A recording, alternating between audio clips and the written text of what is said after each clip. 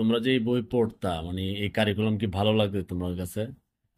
আমাদের কাছে তো ভালোই লাগছে, কিন্তু এখন আন্দোলন হয়েছে, সরকার পদত্যাগের পরে এখন এগুলা পাল্টে হবে আগের কারিকুলাম 2012 সালে।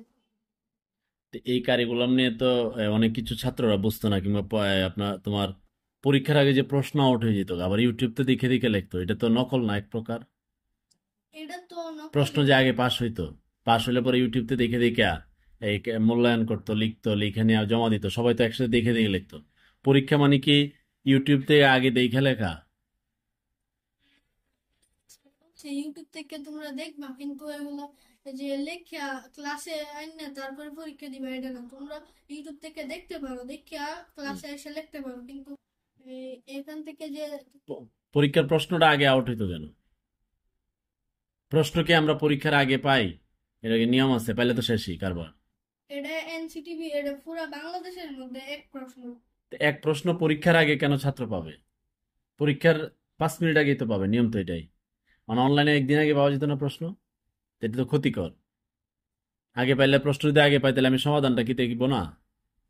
এটা ইউটিউবাররা এই যে গুগল ক্রোম ব্রাউজারে কিভাবে বাইর তো করে এটা সেটা। ক্ষতি না ছাত্রদের জন্য?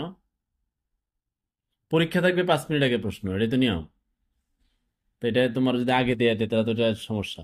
এখন এই যে নতুন কারিকুলাম আগেরটা, এটা কতদিন চলবো আর তোমাদের কি বলছে স্যাররা? এটা এই বছরই শেষ, সামনের বছর নতুন মানে 2012 সালের কারিকুলামকে আগের আগেরটা আসবে, আর এখন এটা দিয়ে পরীক্ষা হবে। ফাইনাল পরীক্ষা কি এটার উপরে দিবা? স্যাররা এটা বলছে। ছিল। হ্যাঁ, হ্যাঁ।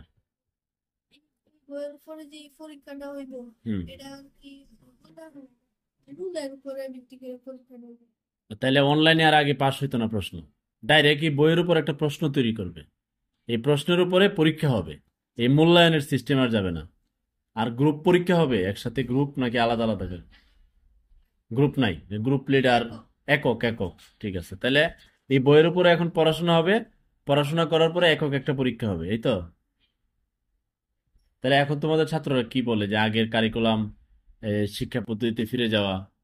আমাদের স্কুলের সব বন্ধু বান্ধবরা যারা আছে, সব ছাত্রছাত্রীরা সবাই বলতেছে যে হ্যাঁ। এই কারিকুলাম, তো পরীক্ষার আগে যে প্রশ্ন ফাঁস হয়ে যায়, এটা তো খারাপ। এটা তো খারাপই।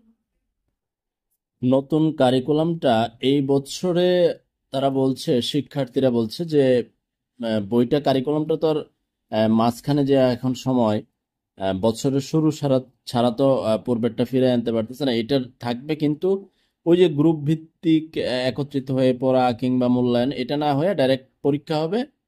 তার উপর থেকে এবছরের রেজাল্ট হবে, তার পরবর্তী বছর মানে নতুন বছরে 25-এ, তখন আপনার আর ওই পুরনো কারিকুলাম ফিরে আসবে এবং এই নতুন জঘন্য ব্যঙ্গের কারিকুলাম একেবারে হারিয়ে যাবে, বিলুপ্ত হবে।